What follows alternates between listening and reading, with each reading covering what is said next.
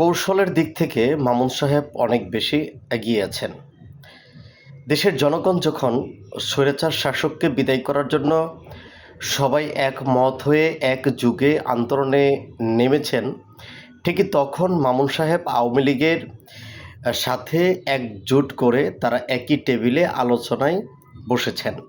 কারণ বড় একটা ধাক্কা খাবে, আর এই ধাক্কায় একটা ফাঁক তৈরি হবে। সেই ফাঁক দিয়ে মামুন সাহেব ঢুকে পড়বে আওয়ামী লীগের মন্ত্রণালয়ে, এমপি বা মন্ত্রী হয়ে যাওয়ার একটা স্বপ্ন তার।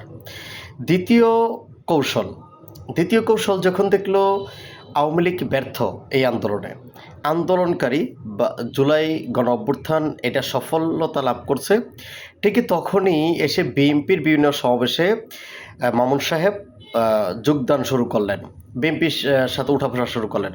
তার অর্থ কি?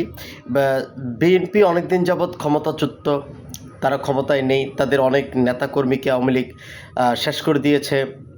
তারেক রহমান আছে লন্ডনে। তো এই সুযোগে বিএনপির সাথে মিশে যদি একটা চেয়ার পাওয়া যায়, এইটা হলো দ্বিতীয় কৌশল। দ্বিতীয় কৌশল আরেকটু অংশ বাকি, সেটা হলো মামুন সাহেব যখন দেখলেন বিএনপি তাকে পাত্তা দিচ্ছে না, তার কৌশল এখানে কাজে লাগতেছে না, ঠিক তখনই তিনি তৃতীয় কৌশলে চলে গেলেন। কি? যখন পীর সাহেব চরমনাইয়ের মাধ্যমে সমঝোতার ডাক দিল, এখানে মামুন সাহেব উপস্থিত ছিলেন। তো মামুন সাহেব দেখলেন কি, উনি তো সবসময় বড়টা বেশি পছন্দ করেন, বড়টার দিকে তার নজর বেশি।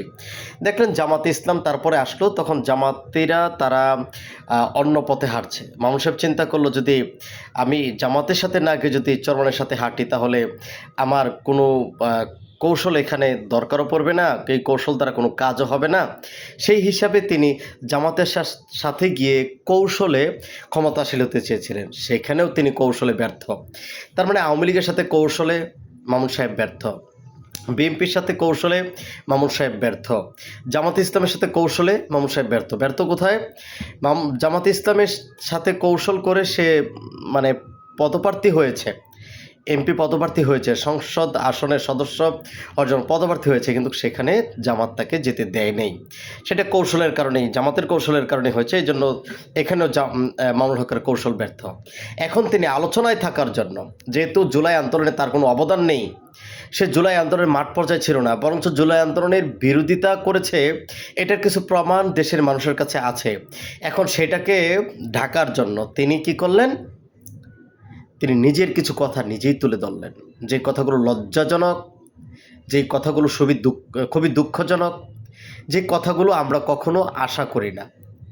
যাই হোক, কৌশলী মামুনুল হক সাহেব, আপনি কৌশল করতে করতে করতে করতে আপনি কি একসময় গিয়ে দেখবেন কিছু আপনার নেই, আপনার যেই নিজের বলতে কোনো কিছু আছে সেটাও একদিন থাকবে না।